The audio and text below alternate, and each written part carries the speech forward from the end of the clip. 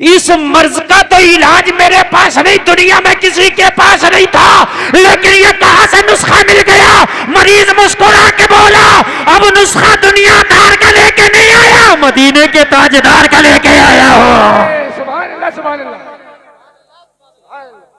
मदीने के ताजदार का लेके आया हो, आमिना के लाल का लेके आया हो। सुभान अल्लाह। क्या नुस्खा है?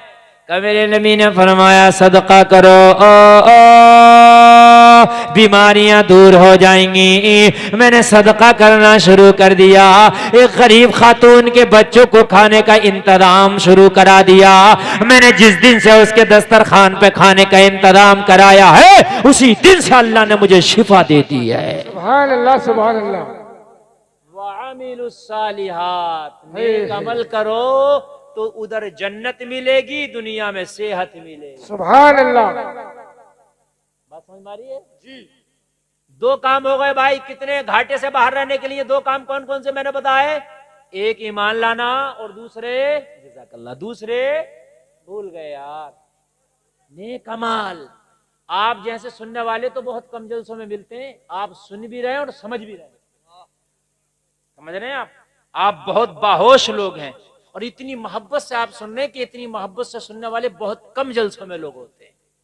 और मैं भी तकरीर जो आपके सामने कर रहा हूं बिल्कुल कुरान का मग़ज़ बयान कर रहा हूं ताकि कुछ ले करके जाए।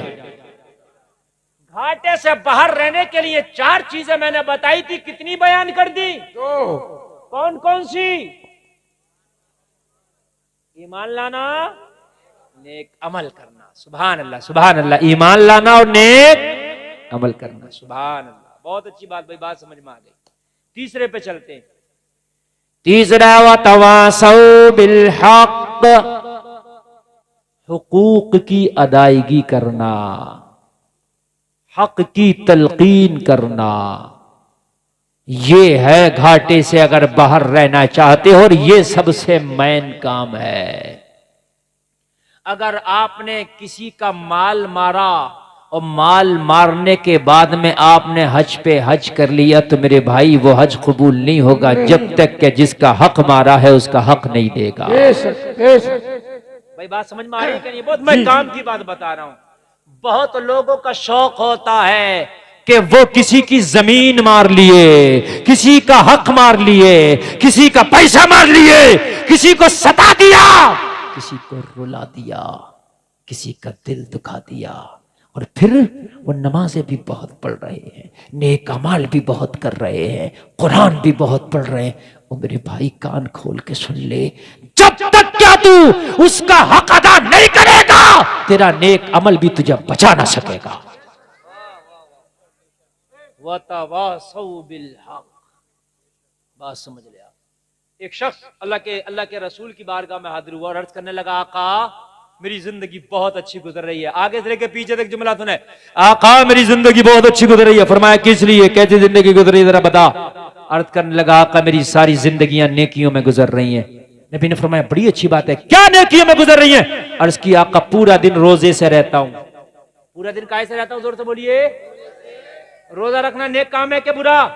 अरे बोलो, नेक काम है क्या नहीं? कहने लगा पूरा दिन रोजा रखता हूं और पूरी रात खड़े होकर अल्लाह की इबादत करता हूं। काम नेक है क्या बुरा? यार रात भर खड़े होकर इबादत कर रहा, दिन भर रोजा रख रहा, अच्छा काम है क्या बुरा? जोर से बोलो।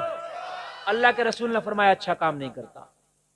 हाय हाय यार, तुम भी हैरत में पड़ गए थोड़ी देर के लिए। भाई दिन भर तू रोजा रख रहा है, रात भर इबादत कर रहा हो, अल्लाह के रसूल ने फरमाया तू अच्छा काम नहीं करता।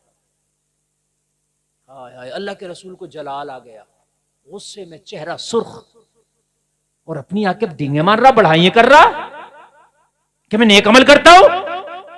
अर्ज करने लगा, या रसूलल्लाह अगर दिन भर रोजा रखना नेक नहीं, रात भर खड़े होके इबादत करना नेकी नहीं, तो फिर नेकी क्या है? तवज्जो करना जरा, तवज्जो। अल्लाह के रसूल ने फरमाया ये बता, दिन भर रोजा रखता है, रात भर खड़े होकर इबादत करता है, तो बीवी बच्चों का हक कब अदा करता है? बात समझ में आया कि नहीं आई? अपने बच्चों का हक कब अदा करता है? बहुत बहुत से लोग कहते हैं कि फला साहब ने तो शादी नहीं की, बड़े नेक हैं। शादी ना करना नेकी नहीं है, शादी करना नेकी है। सुभान अल्लाह। उस मियाँ के पास औरतें ज्यादा जा रही हैं जिसने शादी नहीं की है। जी। हकीकत बता रहा हूँ मैं कि उन मियाँ ने तो शादी ही ना की है। अरे मौलाना बड़े नेक मियाँ, अरे मेरी बहन तुझे पता नहीं है, शादी ना करना नेकी नहीं है, शादी करना नेकी है। अगर शादी ना करना नेकी होती तो मेरे रसूल शादी ही ना करते। क्या बात, नारे तकबीर, नारे रिसालत। जोर से बोलो ना सुभान अल्लाह, और जोर से बोलो सुभान अल्लाह। क्या बात। अरे बात समझ में आ रही है कि नहीं? जी। मगर मियाँ आ नकते बोले सकते, ये एक माकूला है। यानी जो खुद गलती पर हैं, अपनी गलती नहीं दिखती, दूसरों की दिखती है। किसी ने शादी कर ली कोई बात नहीं, और दूसरी कर ली तो भाई उसको समझते हैं तो बहुत बड़ा ऐब हो गया, इसने तो हराम ही काम कर लिया। ओ भाई जायज है। अल्लाह ने कुरान में फरमाया मसना, दिल चाहे अगर इस्तात है तो 2 करो, वसुलास, और अगर पावर है तो 3 करो, वरुबा, और अगर ताकत है तो 4 करो। सुभान अल्लाह, सुभान अल्लाह, सुभान अल्लाह, सुभान अल्लाह। हाँ। क्या बात। अब कल को माँ बहने ये ना कहते अफजाल भाई से इस मौलवी को अगले साल मत बुलाना। लेकिन मेरे भाई अगर इस्तात है तो कर लो। आप मुआशरा हमारा इतना बुरा हो गया, खासकर इंडिया में, अगर किसी ने दूसरी शादी कर ली तो सोचते हैं इससे बड़ा तो बुरा आदमी। और भाई अच्छा है वो आदमी, नेक है, इसलिए कि वो नहीं चाहता मैं हराम की तरफ कदम बढ़ाऊं, वो जायज की तरफ कदम बढ़ाना चाहता है, इसलिए उसने निकाह किया। ला ला। बात समझ रहे? और जो जिसने शादी नहीं किया और जिसने की है वो शादी वाले के बराबर हो ही नहीं सकता। अब कैसे सुन लो, 2 लोग हैं, दोनों हाफिज, दोनों कारी, दोनों मौलवी, दोनों हाफिज, दोनों कारी, दोनों मौलवी, और दोनों मुफ्ती, और दोनों अच्छा पढ़ते हैं कुरान, लेकिन एक की शादी हो गई और एक की नहीं हुई है। किसको इमामत करना जरूरी है दोनों में से बताइए? शादी वाले की। शादी वाले को। नारे तकबीर। सुभान अल्लाह। शादी वाले को फौकियत दी जाएगी। बात समझ रहे कि नहीं समझ रहे मेरे भाई? हाँ, शादी वाले को फौकियत दी जाएगी कि ये जो है इमामत करे। सुभान अल्लाह, सुभान अल्लाह। बात समझ रहे मेरे भाई? नहीं समझ रहे? इसीलिए शादी में जल्दी करो। अगर अल्लाह जवानी दे, बिजनेस का सेटलमेंट बाद में, निकाह का सेटलमेंट पहले करो। नारे तकबीर, नारे रिसालत, मुफ्ती गुलफाम साहब किबला। बात समझ रहे कि नहीं? जी। बिजनेस बाद में, और तुम करो मैं सेटलमेंट इसलिए कर रहा हूं कि भाई बीवी आएगी, इसका खर्चा कौन लगा? तेरी औकात है तुझे किसी को खिला दे? अल्लाह ने जब मुंह दिया है तो चुग्गा भी देगा। तेरी औकात है तू किसी को खिला दे? नहीं। अल्लाह ने जब तेरी किस्मत का तुझे दिया तो उसकी किस्मत का उसे भी देगा। अभी क्यों नहीं देगा?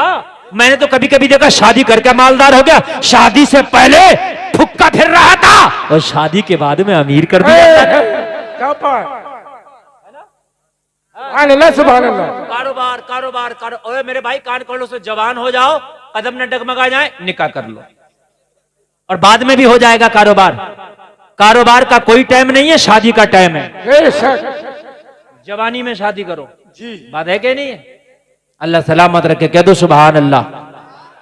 बात समझ में आ रही है कि नहीं? अल्लाह के रसूल ने फरमाया तू नेक काम करता है और बीवी का हक कब अदा करता है, अपने बच्चों का हक कब अदा करता है, रात भर तू अल्लाह अल्लाह कर रहा है, दिन भर रोजा रख रहा है, बीवी बच्चों के भी तो हुकूक है। जुनैद बगदादी से किसी ने पूछा हुजूर ईमान क्या है? तवज्जो तवज्जो। ए मेरे भाई जरा तवज्जो, एक एक आदमी मेरे जुमलों पे तवज्जो करे, बड़े दिल से तकरीर कर रहा हूं। देखिए मुझे तकरीरें भी बहुत याद, वाक़ये भी बहुत याद। अगर चौके छक्के की बात हो, मैं ऐसे वाक़ये बता के चला जाऊं, 12 साल की डूबी कश्ती निकल दी, तुम्हें मजा आ जाएगा। लेकिन मैं चाहता हूं कि जलसे से जाओ तो खुद कुछ लेकर के जाओ। बात समझ में आ रही कि नहीं आ रही? हाँ, इसलिए मैं ये नहीं सोचता कि मेरी जमा है न जमा, मैं ये सोचता हूँ 2-4 लोग तौबा कर ले, नेकियों पे अमल कर ले, बस जलसे का मकसद अदा हो गया।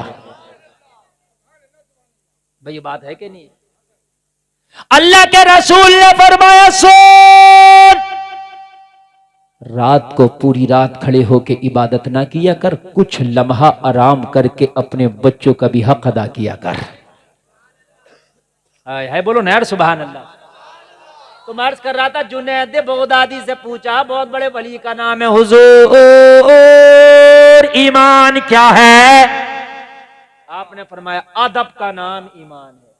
काय का नाम? जोर से बोलो और जोर से बोलो। जो बेअदब है ईमान का जायजा ले। अपने वालिदैन का आप अदब नहीं करते, उनकी गुस्ताखियां करते हो, बड़ों की बेअदबियां करते हो, देखो कि ईमान है कि नहीं। समझ रहे? अपने मस्जिद के इमाम का अदब करो, अपने महल्ले के बड़े लोगों का अदब करो। हद ये है कि अगर तुझे सलाम का मौका मिले तो इंतजार ना कर, खुद बढ़ के सलाम कर ले। ये भी अदब में आता है। बात समझ में आ रही है कि नहीं आ रही? जुनैद बगदादी ने फरमाया अदब का नाम ईमान है। कहा हुजूर अदब किसे कहते हैं? अगर अदब का नाम ईमान है तो फिर अदब क्या है? जुनैद बगदादी ने फरमाया हुकूक की अदायगी का नाम अदब है। जुमला फिर दोबारा सुनिए। कहा हुजूर अदब क्या है? कहा सारे हुकूक की अदायगी का नाम अदब है। हुकूकुल्लाह भी अदा हो, हुकूकुल इबाद भी अदा हो। अब कान खोल के सुन।